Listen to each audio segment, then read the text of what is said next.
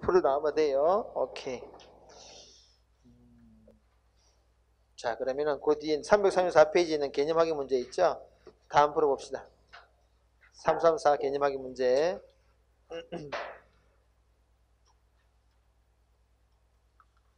풀어보세요.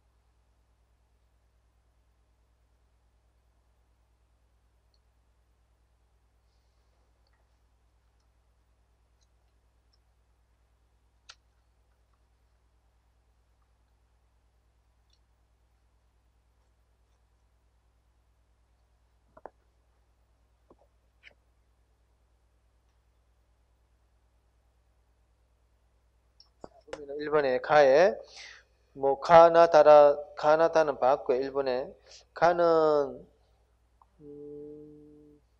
지금 이거는 그 법인세율을 깎아주니까 일종의 감세 정책이죠. 감세 정책은 1번에 경기 활성화를 정책이다. 맞습니다. 여기 뭐 맞고요. 나를 보겠습니다. 뭐 장애인, 노인 저수 지원이 이거는 정부 지출 이러면 여기에 정부 지출 자체를 키우는 그 정책은 아니죠. 가가 여러분 법인세를 깎아주는 이게 정부 지출 자체를 확대한 건 아니죠. 그냥 세금을 깎아주는 것이지 정부 지출 자체를 늘리는 건 아니야. 뭐 뻔한 얘기고요. 3번에 나는 계층 격차를 해소한다. 뭐 그렇게 말할 수 있겠죠. 4번에 나는 과열된 경기를 그거는 관계없습니다. 그 밑에 문제는 그 당구장 밑에부터 의미를 가집니다. 다에 필요한 정책이 뭘까? 다가 지금 경제를 아니지 이거는 세계 금융 위기에 대응하여 부양 정책을 폈습니다. 그 이후에 경기 회복이 이루어지면서 과도한 유동성으로 이 과도한 유동성이란 말이 돈이 지금 너무 많이 풀렸다는 얘기죠. 그다음 인플레이션이 가능성이 있다는 얘기입니다. 내가 지금 목이 살짝 가가지고 말이 진짜 노는데 잠시만요. 과도한 여기서 두 번째 말에는 유동성이란 말은 돈을 이야기해 돈. 과도한 유동성이란 말은 돈을 지나치게 많이 풀었다 이런 말이에요. 인플레이션 위험이 나타나게 되자 이를 사전에 맞게 한 정책. 아까 이야기했습니다. 이렇게 멀리 지금 파도가 막 보여. 그럼 미리 하기 전에 방어막을 친다 그러죠. 방어막. 아니면 이 힘을 빼야 돼요. 줄이는 그 대책은 뭐겠습니까? 통화량을 줄여야 돼. 이렇게. 통화를 줄입니다. 자, 줄이는 방법이 뭘까? 일단 5번에 중앙은행의 국채를 매각한다. 여러분 아까 말했습니다. 국채를 매각하면은 통화량은 감소라고 했죠. 매각 감소입니다. 이건 맞아. 이거는 맞아. 첫 번째는 맞습니다. 5번은 맞아요. 두 번째는 법인세율을 인하하게 되면은 법인세율을 깎아준단 말은 이거는 돈을 쓰라는 얘기죠. 이건 아니야. 법인세율을 올려야 되겠죠. 올려야 돼. 틀렸다. 7번은 맞죠. 지준율 인상은 맞습니다. 8번에 지준율도 올려야 되겠죠. 8번 틀렸네, 그지? 이렇게 하나씩 가보세요. 가겠습니다. 넘겨서 OX로 바로 할게요. OX. 자, 거기에는 4번 볼까요? 4번.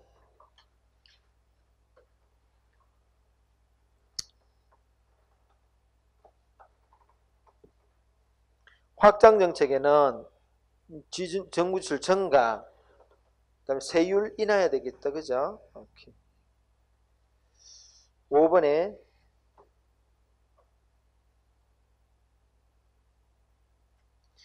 긴축 금융 정책은 총량을 줄이긴다, 그죠? 또는 2절 인상입니다. 자, 뭐, 그 정도만 보도록 하겠습니다. 넘기겠습니다. 자, 7절 이제 기출문제 들어가겠습니다. 자, 기출문제 들어가서, 뭐 거의 다 많이 풀어봤기 때문에, 그래도 요거 볼까요, 여러분? 가장 기본적인 문제는 사실은 3번이 가장 기본적인 문제예요. 일단 뭐, 우리 계산 문제니까, 오랜만에 계산 문제 한번 해봅시다. 3번 풀어보세요. 딱 가리고.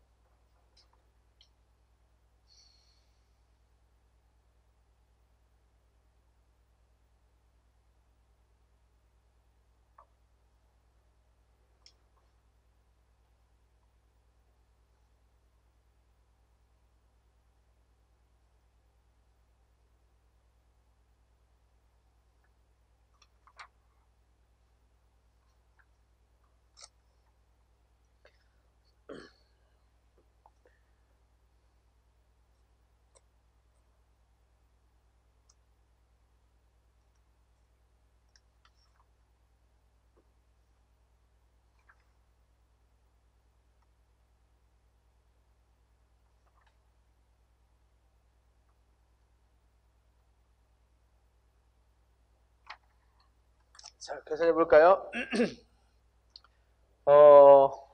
2011년도 실질 GDP와 GDP 디플레이트입니다. 기준은 2010년도랍니다.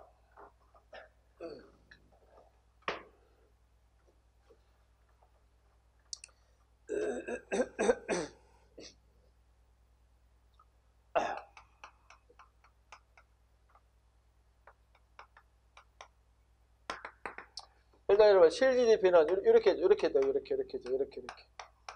몇 년도입니까? 2011년도죠. 2011년도입니다.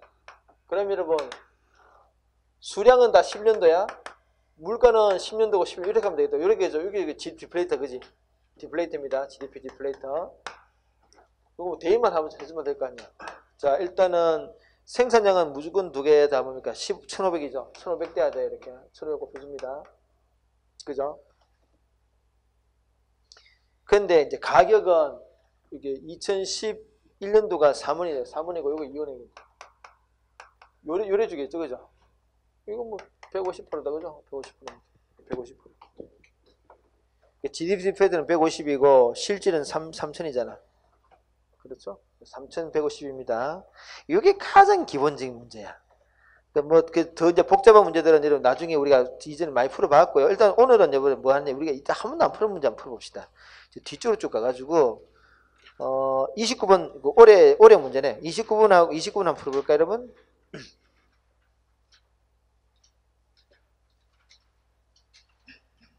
29번이야.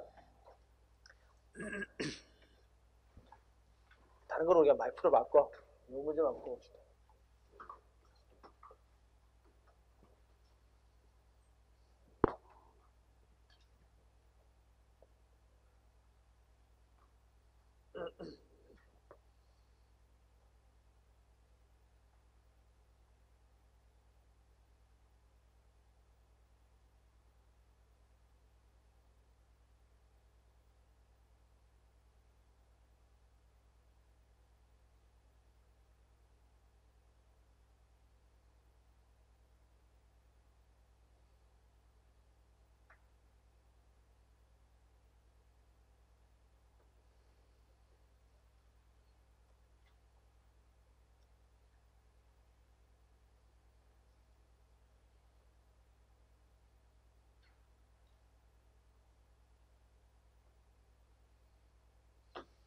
자, 봅시다. 자, 여러분, 이거는 이거 우리 사실 이게 새로운 문제가 아니라 우리가 경제 천원할 때 공부했던 그 변화율과 절대값의 관계입니다. 그죠? 자, 보시면은 경제 성장률이 있고 뭐가 있어요? 물가 상승률이 있다. 그죠? 갑국이지. 이게 갑국이고, 연도가 있구나. 연도 보겠습니다. 연도가 얘가 2015, 15, 16, 17다. 그죠? 갑국이야. 뻘국입니다. 마찬가지로 15, 16, 17이에요. 이렇게 수치가 지금 마이너스 5, 마이너스 10, 10, 15, 20, 3, 2.5, 마이너스 2, 마이너스 4, 4, 6이다. 그죠? 여러분, 요거 두 가지는 우리가 명목 성장률 계산할 수 있죠. 더해주면 된다. 그지? 마이너스 15, 20, 35, 5.5, 마이너스 6, 10이다. 그죠? 이거 우리 기억나죠? 명목 성장률은 실질 성장률 플러스 물가 상승률. 이거 우리 많이 했잖아. 명목 성장률은 실질 성장률 플러스 물가. 요게 실질 성장률이고, 이거 물가 상승률, 명목 성장률. 그지? 그래서 더해주면 됩니다. 이렇게 더해주면 나와요. 자, 일단 1번부터 한번 보도록 하겠습니다. 2014년도에 비해서 2015년도 갑국의 실질 GDP는 증가했을까 감소했을까? 15년도는 당연히 감소했죠. 왜요? 아니, 마이너스잖아. 성장률이 마이너스라면서. 성장률이 마이너스면은 실제 규모는 어떻게 된다고? 진짜 줄어드는 거야. 이거 지금 우리 경제 첫날 할 때 했던 거잖아. 그죠? 1번은 틀렸어요. 실질은 감소해서 왜? 마이너스 5%니까 성장률이. 성장률이 마이너스 5%란 말은 실제로 줄어들었다는 이야기예요. 2번에 2015년도 을국의 명목 GDP 증가는 얼마입니까? 5.5야. 근데 실질 GDP는 이게 더 크죠? 명목 증가율은 5.5%인데 실질 증가율은 3%밖에 안 돼. 얘가 훨씬 커요. 2번에 틀렸죠. 3번 보겠습니다. 2010년도의 갑국, 요 데이터 볼까요? 요 데이터 보세요. 요 데이터야. 어때요? 두 개 다 뭡니까? 두 개 다 플러스다, 그지?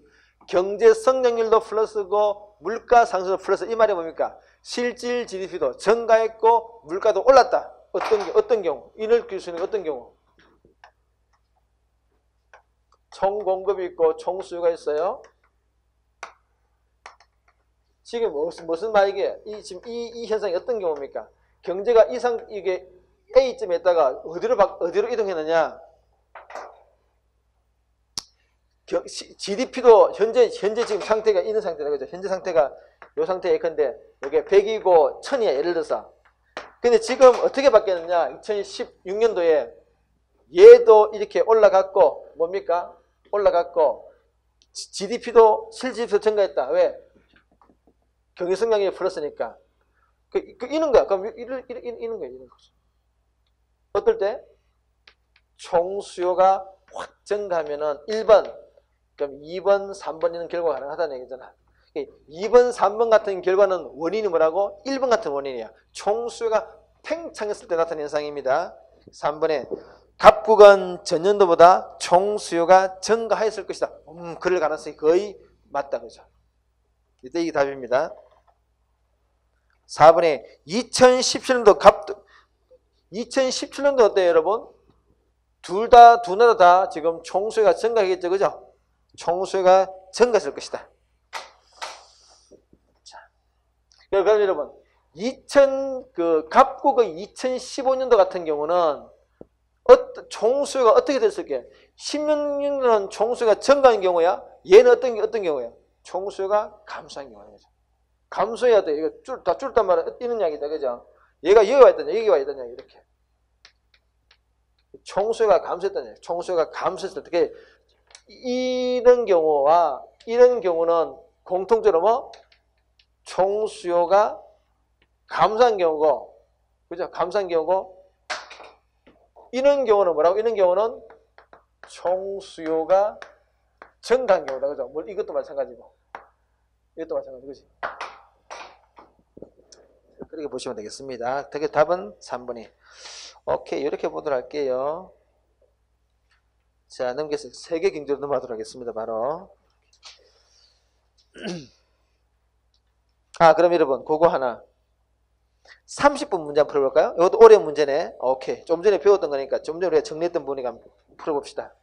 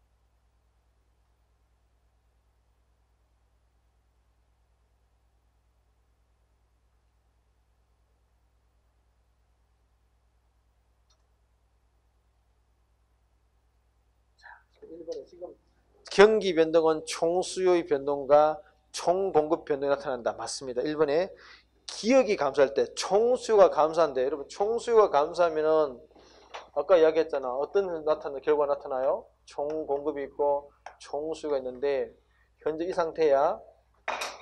이게 이래 줄어들면은 그죠? 뭐요? 총수요가 줄어들면은 물가 수준도 떨어지고 실질 지수도 감소한다. 그지? 1번에 총수요가 이런 스태그플레이션은 뭡니까? 이거는 둘 다 커지는 경우야. 실업률도 증가하고 물가도 오른 경우인데 지금 이건 정반대, 그지? 이거는 반대예요. 스태그플레이션은 두 개 다 커지는 경우야. 아니야, 틀렸어. 2번에 니은이 변동할, 총공급이 변동할 때 물가와 그렇네. 여기 봐봐요. 지금 총공급이 변동하면은 이런 경우잖아. 총공급이 있고 총수가 있는데 한번 키워볼까요? 키워주세요. 어때요? 물가가 떨어지죠. 물가 떨어지면서 실GDP는 증가죠. 물가는 하락하고 실GDP는 증가한다. 실질 GDP는 증가하고 물가는 하락한다. 반대다, 그죠? 반대다, 그지? 실GDP는 증가하고 물가는 하락합니다. 뭐가 움직일 때? GDP, 총 공급이 움직이면 반대로 움직인다. 맞습니다. 3번에 니은의 변동이, 총 공급 고순이 오른쪽으로 이동하는 원인은 생산비가 하락하는 경우다. 그죠? 상승이 아니고 하락이죠. 4번에 기업과 니은이 모두 증가할 때 실질 GDP는 증가하죠. 다만 뭐는 알 수 없습니까? 물가가 오르고 내릴지는 알 수 없어요. 그죠?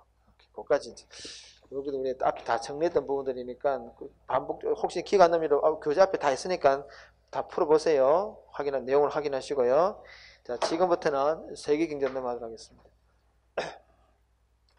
오늘 지금 내가 목이 확 막 가가지고 좀 말이지 마, 제대로. 얘는 좀 답답하게 느끼지.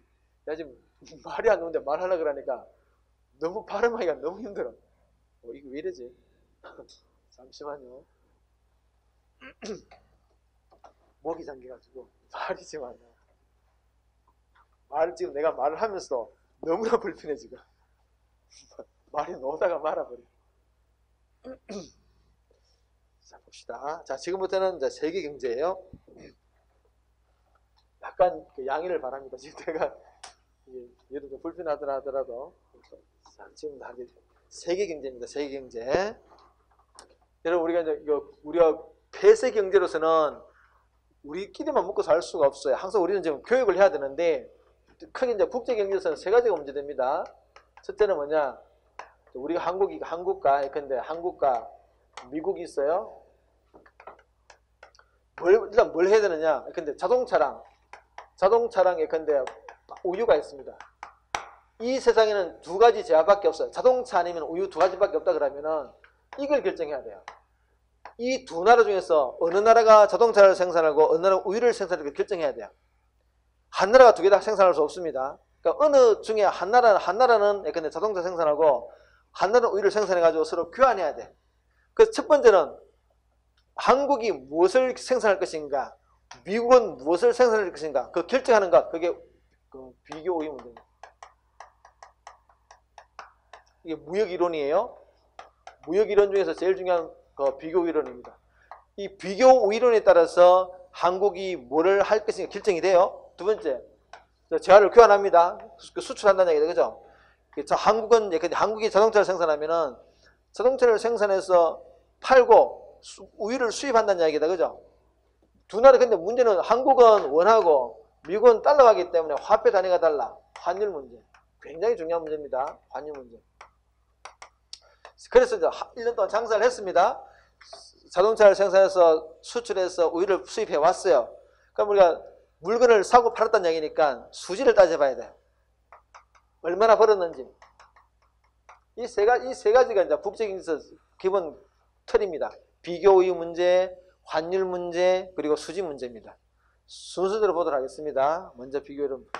자, 교재 한번 볼까요, 여러분? 255페이지에 무역 이론입니다. 이 무역 이론과 관련해서는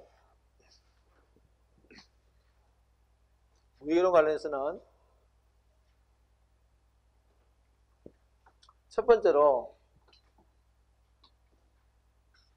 표를 하나 우리가 교재는 없지만은 간단하게 보면 이렇게 우리가 수업 시간에 많이 했습니다. 어떻게 하니까 한국과 미국이 있습니다. 쌀과 옷이 있어요. 한국과 미국이 쌀과 옷을 서로 생산해서 수출합니다. 이때 여기에 지금 수치를 쓰는데 이 수치는 어떤 의미냐? 노동연합 할까요?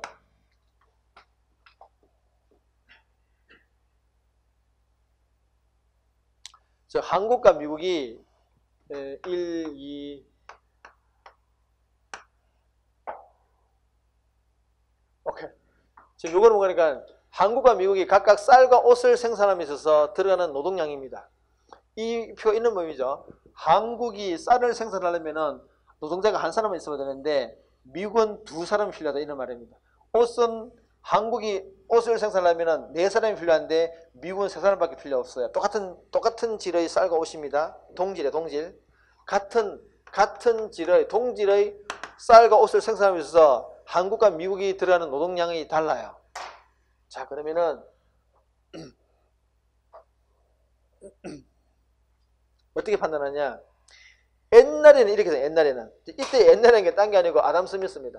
아담 스미스라는 분은 우리 자본주의 경제학의 그 가장 대표적인 학자입니다. 이 아담 스미스는 이렇게 해서 판단했죠. 봐봐, 같은 쌀을 생산하면서 요렇게 비교했나, 그지? 한국은 한 사람밖에 필요 없는데 미국은 두 사람 들어가니까 만약에 쌀을 두 나라 중에서 한 나라만 생산한다면 누가 유리하냐? 당연히 한국이 유리하다. 왜? 한 사람밖에 필요 없잖아. 그래서 한국 네가 쌀 해. 옷은요? 옷은 이렇게 바라보면은 한국은 4사람 들어가는데 미국은 3사람밖에 안 들어가니까 당연히 이게 유리하겠지. 그러면 미국은 쌀 이렇게 결정했어요. 이렇게 하는 것을 우리가 절대 생산비설 또는 절대 우위설, 절대 우위설 이렇게 말합니다. 요 수치를 그냥 단순히 비교입니다. 이게 얘가 적고 얘가 적으니까 좋다. 우리가 항상 비용은 적게 들어가는 게 좋으니까 그렇게 판단했습니다. 이게 절대 생산비설이에요. 또는 절대 우위설입니다. 아담 스미스까지 기억해 보시고요. 근데 이 이론이 이제 문제점이 뭔가니까 이런 경우입니다. 수치를 바꿔가지고 수치를 바꿉니다. 그럼 어떻게 되냐? 쌀 같은 경우는 당연히 한국인데 옷도 한국이야. 상대 4사람인데 한국은 3사람밖에 없으니 그지? 그러면은 이 논리에 따르면은 한국은 그냥 쌀과 옷을 2개 다 생산해야 되는 그런 논리에 빠집니다. 근데 실제로는 그럼 뭐예요? 이런 경우는 한국과 미국은 교육을 하지 않는다는 이야기다, 그죠? 근데 이런 경우도 실제로 교육을 합니다. 그걸 설명을 못해요. 실제로 이런 경우에도 두 나라는 어느 한 나라가 쌀을 만들고 어느 하나는 옷을 만들어서 또 한 나라가 한국이 둘 다 생산한 게 아니라 이런 경우도 역할 분담을 해가지고 교육을 해요. 그 현실을 설명을 못한다는 이야기죠. 그래서 뭐가 나왔습니까? 비교이론. 자, 비교이론 이렇게 설명하죠. 이런 경우에 이 수출 그대로 비교이론. 자, 비교이론은 뭘 가지고 설명하느냐? 말 그대로 우리가 이제 경제할 때 첫날 했던 거. 기회비용을 따진다, 그죠? 자, 기회비용을 다시 기억을 한번 살려보겠습니다. 기회비용이 뭐 어떻게 했습니까? 여러분 앞에 두 가지 말 그대로 선택할 수 있는 기회가 놓여 있다. A를 할까, B를 할까, 그죠? 고민합니다, 그지? 고민 끝에 항상 문제는 뭐니까 두 가지를 동시에 할 수는 없어. 하나만 해, 하나만. 고민 끝에 A를 선택했습니다. 그럼 얘를 포기할 수밖에 없다, 그죠? B의 가치를 뭐라 한다고? A를 선택했기 때문에 B를 놓쳤어. 이걸로 뭐? 기회비용이라고 말합니다. 기회비용, 그죠? 기억나죠? 자, 그럼 이걸 여기 대입하겠습니다.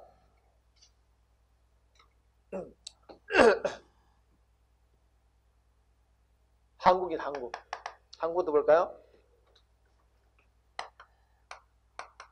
한국은 한 사람의 노동자를, 한 사람 1인입니다.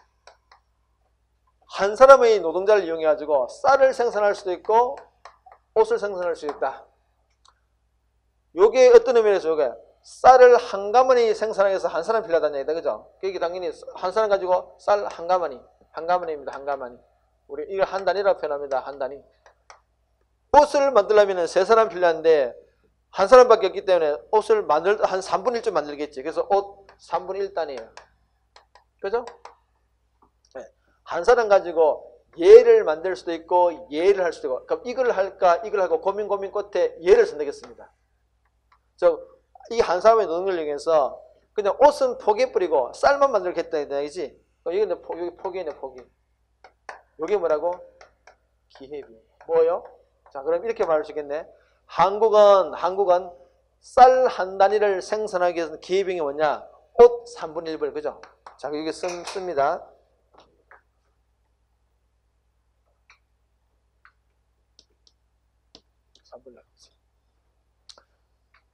미국은요, 미국 볼까요, 미국은?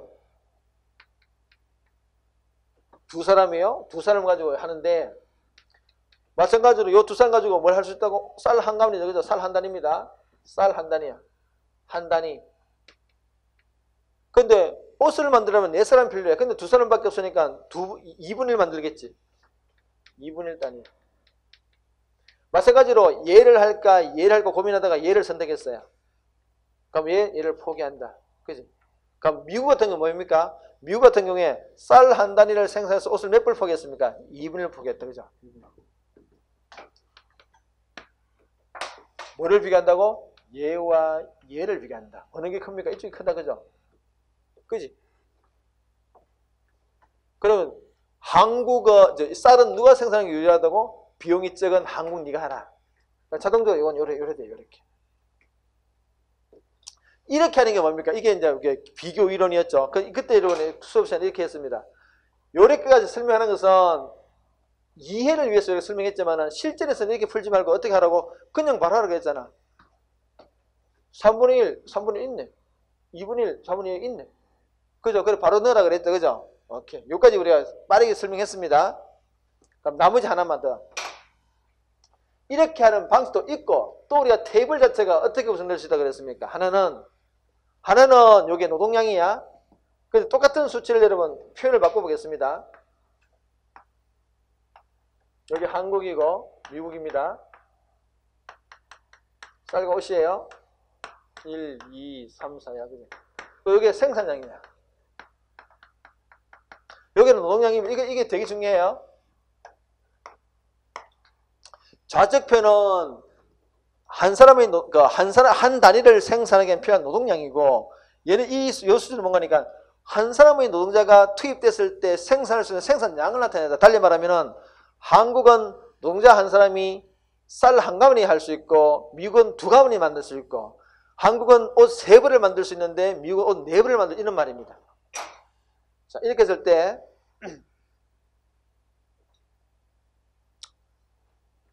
요게 노동량일 때는 어떻게 한다고? 그냥 3분의 1이야? 이게 3분의 1, 그죠? 3분의 1, 4분의 1입니다. 이게 3분의 1, 4분의 2야? 근데 이게 생산량 되면 서로 반대로. 이게 뭐, 3, 2다, 그죠?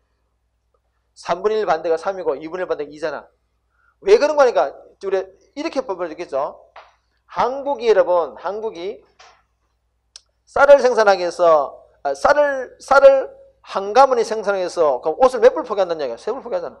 그게 3이라. 미국이 쌀 두 가마니를 생산해서 옷을 몇 불 포기합니까? 네 불. 그게 두 가마니 하기 위해서, 두 가마니 하기 위해서 네 불이니까, 한 일로 바꿔주면 두 불이다. 그죠? 그게 2가 되는 거예요. 어렵지 않습니다. 오케이. 그러니까 얘랑 비교하면 누가 더 큽니까? 이거 크다, 그지? 그러니까 이때는 이렇게 되면은 이 쌀을 누가 생산해 좋다고? 미국 네가 생산해. 왜? 비용은 적은 게 좋으니까. 그럼 자동적으로 한국은 자동적으로 옷입니다. 이렇게. 오케이.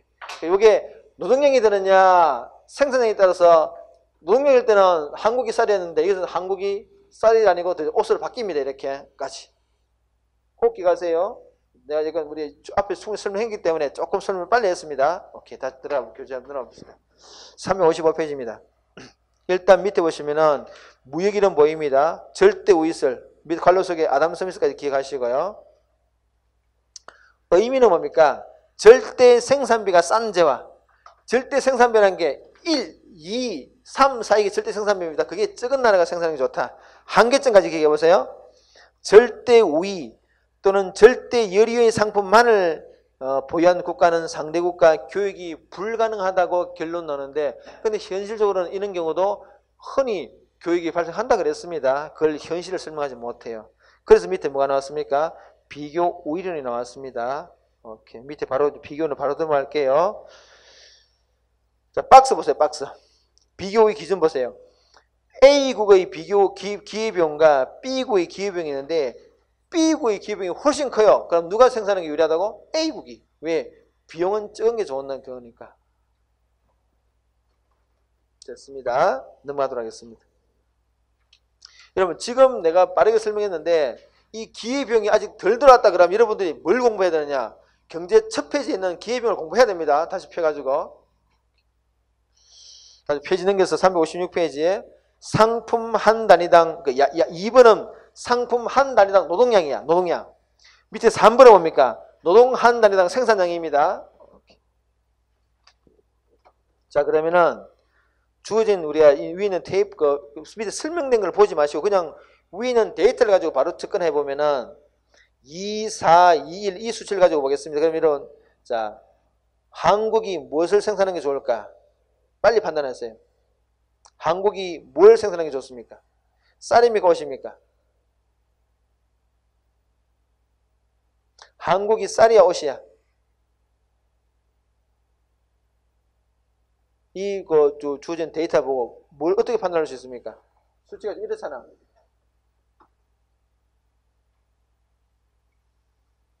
지울까? 됐어.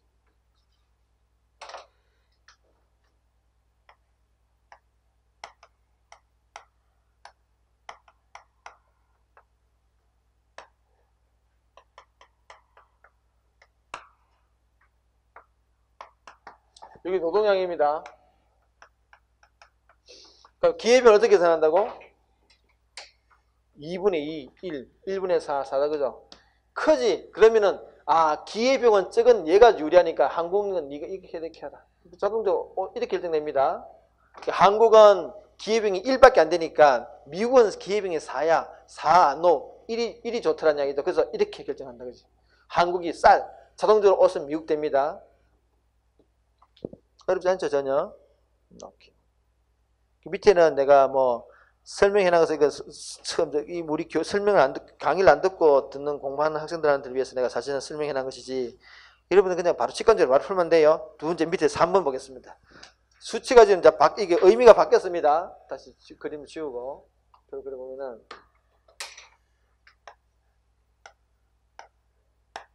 한국, 미국입니다.